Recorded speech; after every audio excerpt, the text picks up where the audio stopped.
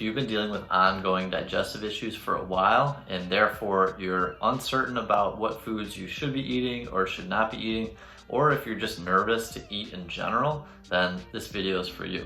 Eliminating the 4 foods that I'll discuss today in this video can be dramatically helpful for getting your body back to having great feeling digestion, no stomach pain, and having good energy throughout the day. I'll share what these foods are and why they may be causing you issues. What's up, guys? My name is Dr. Daniel Ricciardi. I'm a gut health expert, licensed pharmacist, and fitness enthusiast. I help clients with bloating, gas, small intestinal bacterial overgrowth, and a variety of digestive issues so they can look and feel their best. The foods that you choose to eat are arguably the most important decisions that you make on a daily basis when it comes to your health. Each decision has an impact on your future body. In very simple terms, these decisions can either fuel your body with nutrients, so you have energy, great skin, normal bowel movements, the ability to think clearly, or they can cause a lot of inflammation, leading to digestive issues, weight gain, fatigue, chronic illness. The actual simplest way to know what you should eat or what you should not eat is to only eat foods that have one single ingredient in them. And when I say one ingredient, I mean things like cauliflower, eggs, beef, bananas. You get the idea. If you grab a food off the shelf and you look at the ingredient list and there's more than one ingredient, in general, it's probably best if you don't eat that food. But keep in mind, in almost every processed food, which means food that has more than one ingredient in it, you'll typically find one of these 4 foods that I'm going to talk about next. The first is added sugar. The microbiome that we have mainly in our large intestines is a living community of a vast variety of different microorganisms. A lot of them have positive effects on our body, whereas other ones have negative effects. Eating good single one ingredient food helps these good bacteria thrive, and consuming added sugar often helps these bad bacteria that we don't want thrive in our gut. In addition to the weight gain and inflammation in the gut that this can cause, there's also a vicious cycle of additional sugar cravings, as there are more sugar-loving bacteria and they can send signals directly to our brain that make us crave sugar. If you've ever had this before, you know exactly what I'm talking about. That feeling of tiredness or inability to focus in the morning until you've had your morning coffee that has sugar in it, or mid-afternoon where you need that snack break. Some of these foods that I'm talking about that have added sugar include soda or pop, whichever you say where you live. This is by far the worst one.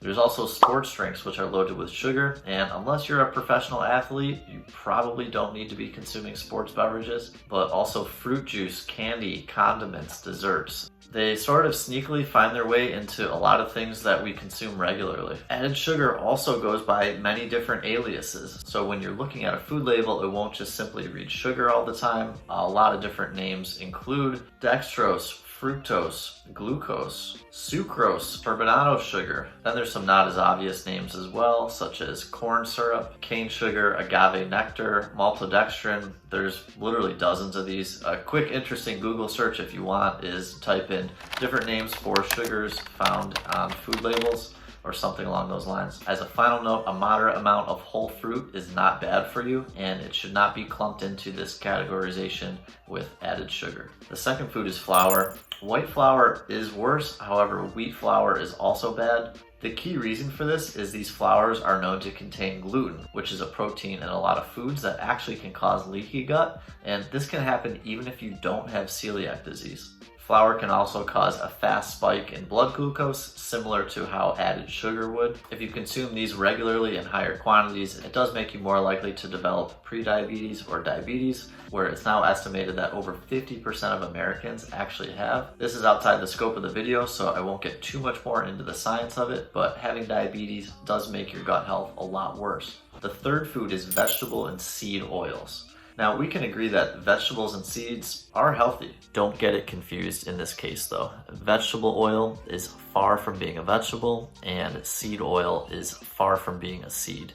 Before these oils make their way to the grocery store shelves, they have to go through a long process of being heated and treated with many chemicals. Some include sodium hydroxide, which is also used as a drain cleaner and in a lot of explosives. And then there's hexane, which is used in a lot of the glues found in footwear and also used for roofing materials. These and a variety of other chemicals used for the processing of seed and vegetable oils are poisonous. And when it comes to oil processing, they're typically not regulated by the FDA. Omega-6 fatty acids are typically known to cause more inflammation, whereas omega-3 fatty acids are known to be more anti-inflammatory. These vegetable oils have a very high ratio of omega-6 fatty acids to omega-3 fatty acids. This is why they're more likely to cause inflammation in the gut, causing not only digestive issues, but symptoms all over the body.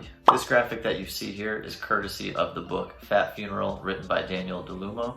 Some of these highly inflammatory oils, the ones shown in bold print, include sunflower oil, safflower oil, corn oil, cottonseed oil, soybean oil, sesame oil, and peanut oil. In each of these, notice the ratio of omega-6 to omega-3 is very high in all of them.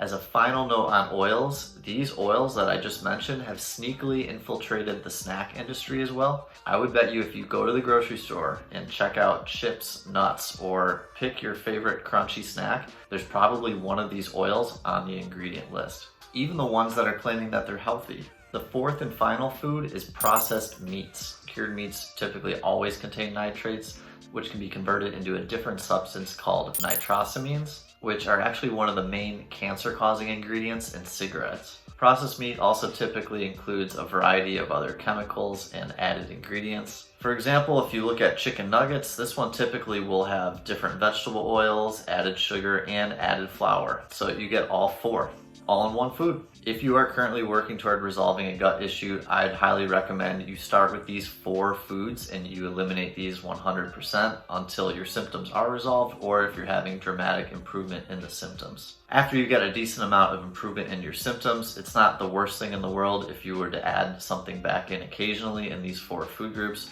After all, we are people and we want to enjoy a treat every once in a while, myself included. But if you feel great and just want to continue doing that, by all means, continue eliminating them. This is, though, the exact philosophy that I do when it comes to food and deciding what I eat. I never eat processed meat. I probably have something that has flour in it maybe once a month.